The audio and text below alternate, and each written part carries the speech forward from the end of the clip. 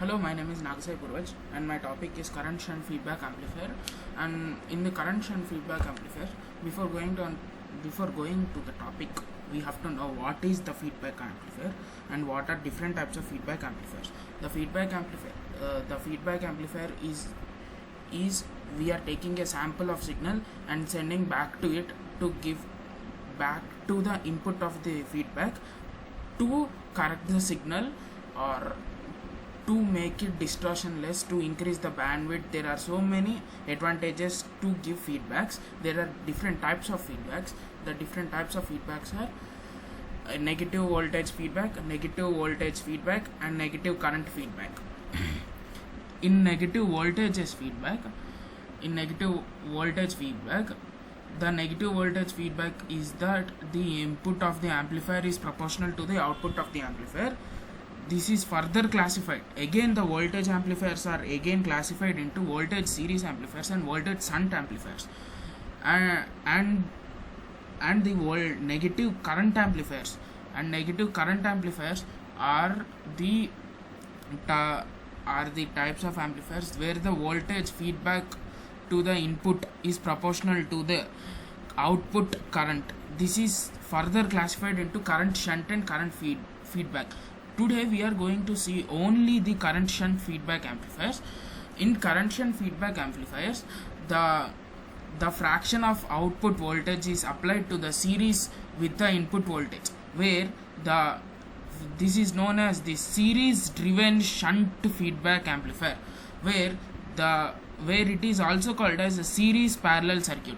In the figure, figure shows the block diagram of the current feedback amplifiers, by which it is evident that the feedback current is placed in series with the output, but in the parallel with input. Here the feedback circuit is taken as parallel, and the output voltage or output current is taken in the shunt manner and given to the amplifier again in the series manner. So in this we are going to see the feedback shunt configuration. In feedback shunt configuration, we are going to see the effects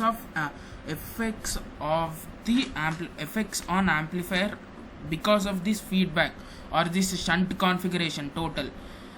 The effects on amplifier, before going on effect amplifier, in this current shunt feedback amplifier, we have to calculate the input resistance and output resistance of the circuit. So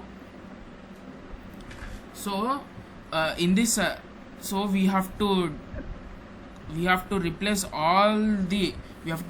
the circuit by its Norton equivalent circuit and AI, and here AI is the short circuit current gain.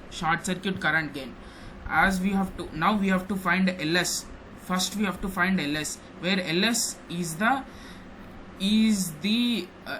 we have to find LS. So we have II plus IF, where IF is beta I naught, and we have to find I naught.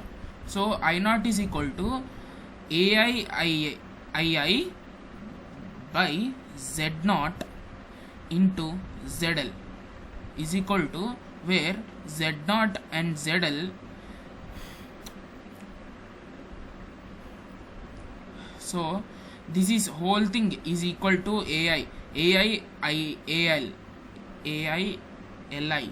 So where AI is equal to I naught by II. So AI Z naught by Z naught plus ZL. From the equation above, from both equations above, we have got IS is equal to II 1 plus beta AI and Z into Z, and if VI is equal, and if ZIF is equal to VI by LS, and ZI is equal to VI by II by the Ohm's law, by using the equations above, by using the equation Z we will get ZIF is equal to VI by II into 1 plus beta AI plus ZI, and here the ZI equal, and by substituting VI by II into ZI to ZI, VI by 1 plus beta AI, then we will get the equation of ZI by 1 plus beta AI, where AI is represented by the short circuit gain. And here, because of this because of this, the input and output resistances are increased. Because of the current shunt, the input and output resistance are increases. Therefore the voltage gain decreases, the noise decreases, and harmonic distortion decreases, and bandwidth, but the bandwidth increases. So this is the type of configuration we don't use the most, because where the voltage gain is very low. So we will use this configuration for only impedance matching and the coupling, and we will use this configuration for coupling too, because the voltage gain is low but bandwidth is high. So we will use this as the coupling too. Thank you. My name is Nagsapur.